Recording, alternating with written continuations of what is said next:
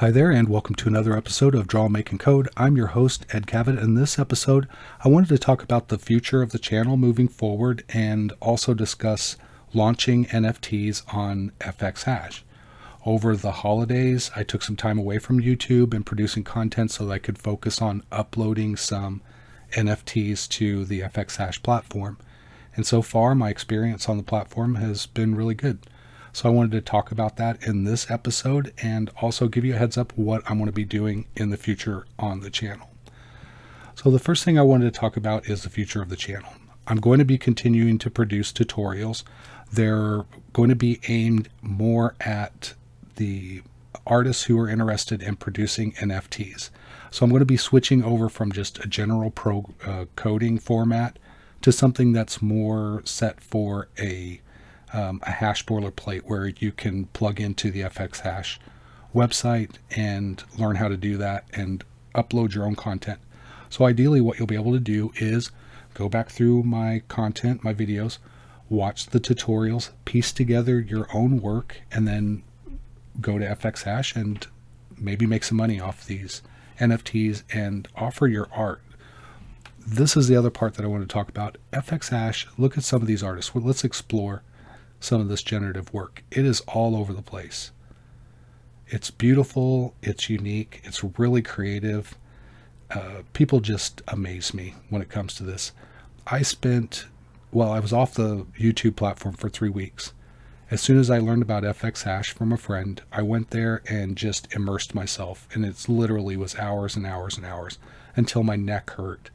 Going through this art, studying it, looking at what's there, learning about the process of making an NFT, what market is there, what the market dynamic is, and that's some stuff that I'm going to be talking about in upcoming videos. So I'll be doing tutorials that will describe how to create generative art for sale as an NFT, and also be talking about some of the business side of marketing your NFT, making money, and what are the dynamics involved, because there really is like a whole book's worth of economic principles that go along with being successful in this market. I have a business degree. I don't have a degree in art, strangely enough.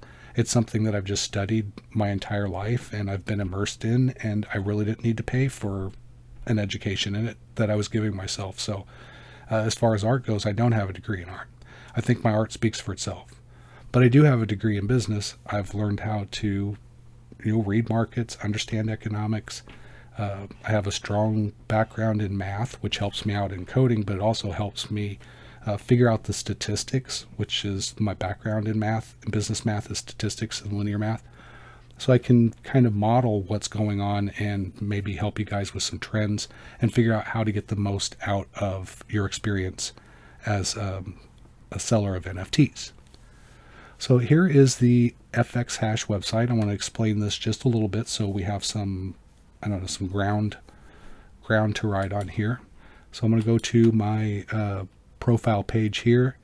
When you buy art from fxhash, you'll want to see if there's a check by their name. If it is, that means they've been vetted a little bit. If there's not an X or a check by their name, then you'll want to vet that artist to make sure that, number one, they're authentic, they have some history, that you can find who they are, that they're not copying people's work, that they're offering something original. And you might want to see if you can get some indication of whether or not they're going to be around, because that's what's going to make your investments in NFTs significant in the long term, is whether or not this artist endures in the space. So those are some things that I consider whenever I'm looking at buying a work from an artist. So I have my Twitter here and I have my YouTube channel. You can also follow me on Facebook.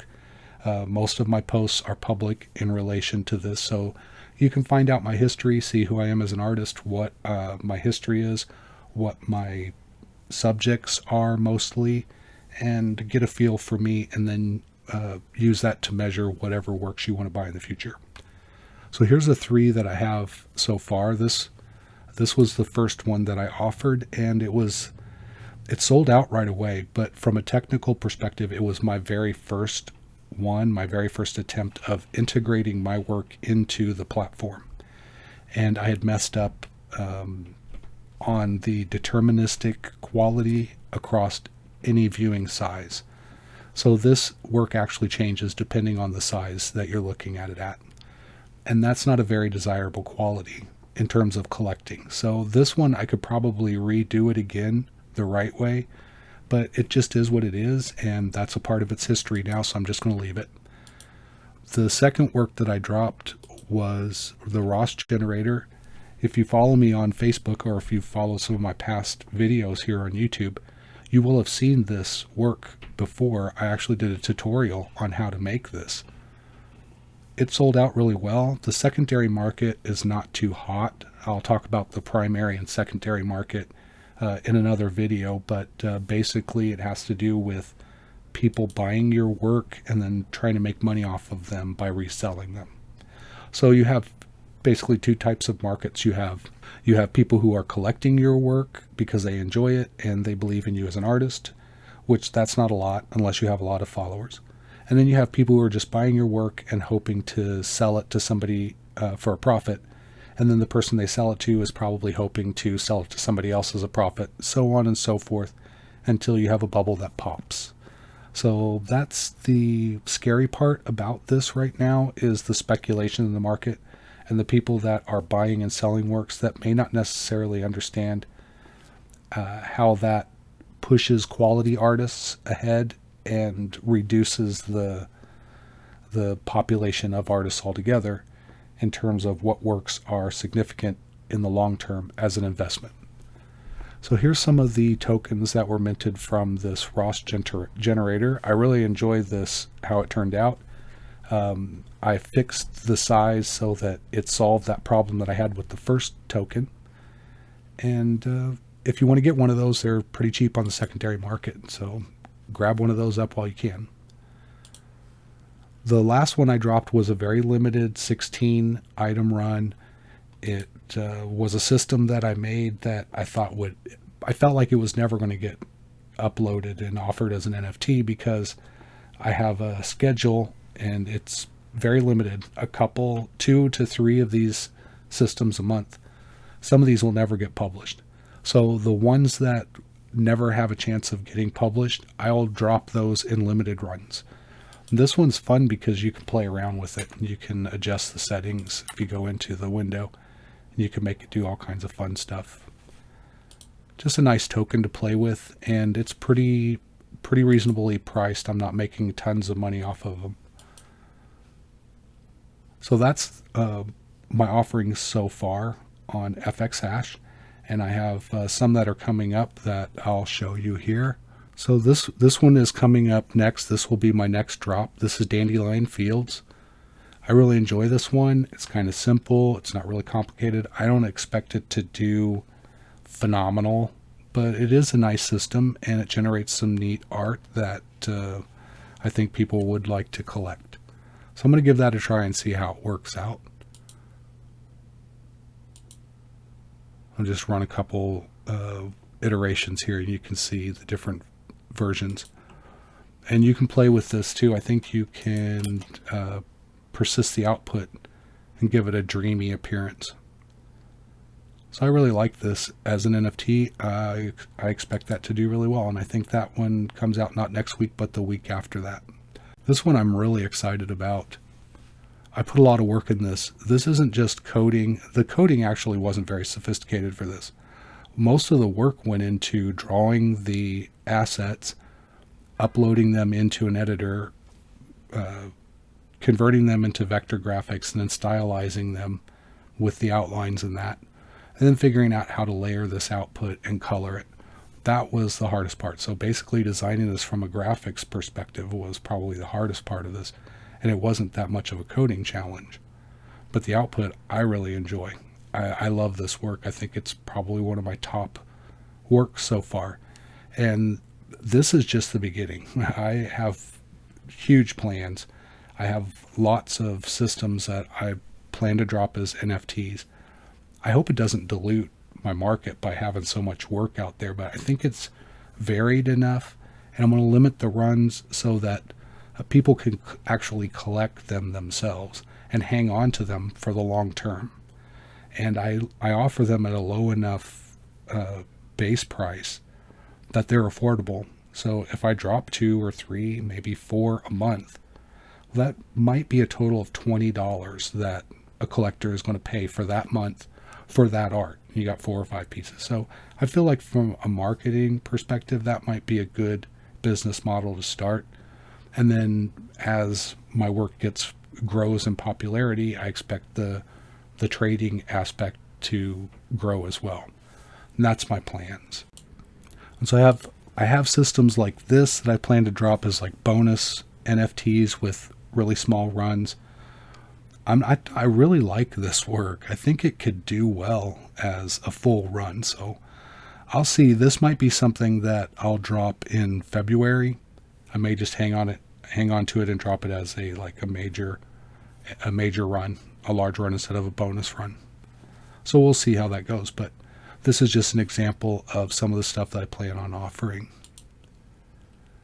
So I guess that sums it up for this video. I would encourage you to run over to fxhash and just check out the art. If you want some inspiration, some ideas of what to do from a creative coding perspective, then the sky's the limit. There's just so much to see here. And if you wanted to start collecting NFTs, there are lots of videos that will show you how to do it that can explain it a lot better than me. It's not too terribly difficult. It's a little bit technical, but I think you guys can handle it. If you're coding, I think you can handle it. Set yourself up a wallet, sync it with fxhash, and start collecting art today. Right now, my collection that I have is already profitable, several orders of magnitude. So if I paid 1 tease, I'm making 5 or 6 off of each one of those now, just from my collections.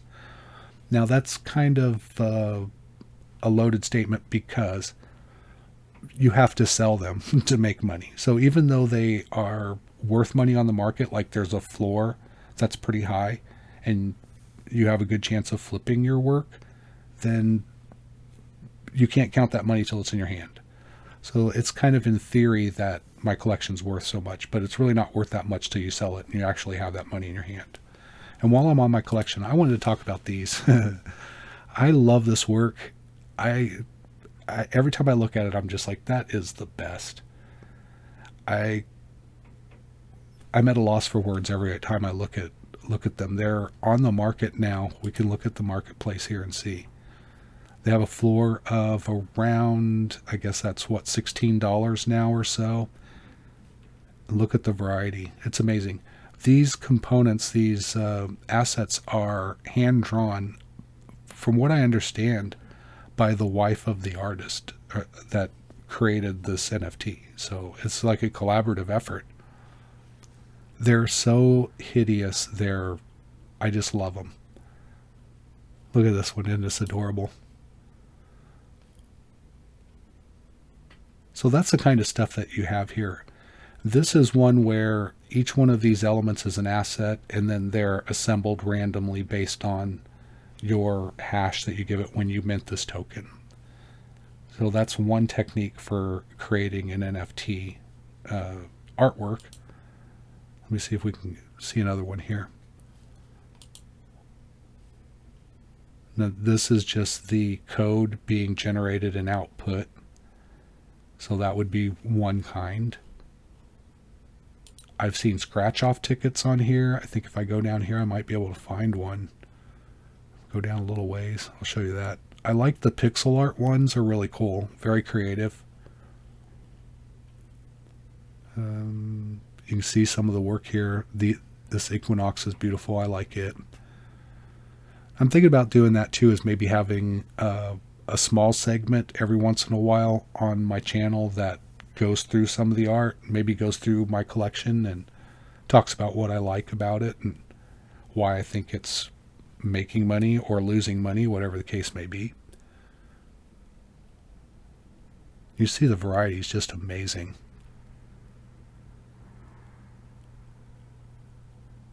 Look at that. I really like that. And my aesthetic is not baseline. So the works that I really like, see, this one's really nice too. I like the vertical lines. What I find appealing, others may not. I would like to show you this one, but there are some assemblages that aren't safe for work. Here's another pixel one that I think I grabbed one of these. My token didn't turn out very interesting.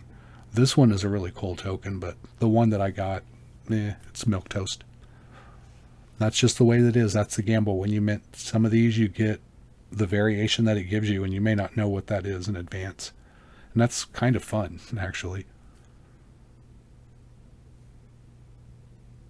Oh yeah, here we go. I really like this work. And the design elements, the design aesthetic of this work is what inspired the landscape wild paper. I just love the style of it. I love the frame. I put a frame on mine. I'm sorry if I'm copying your work, but you did all right. These are really good. And when I see something good, you know, artists are thieves. So they like good ideas, and they like playing around with them, and there's nothing wrong with that.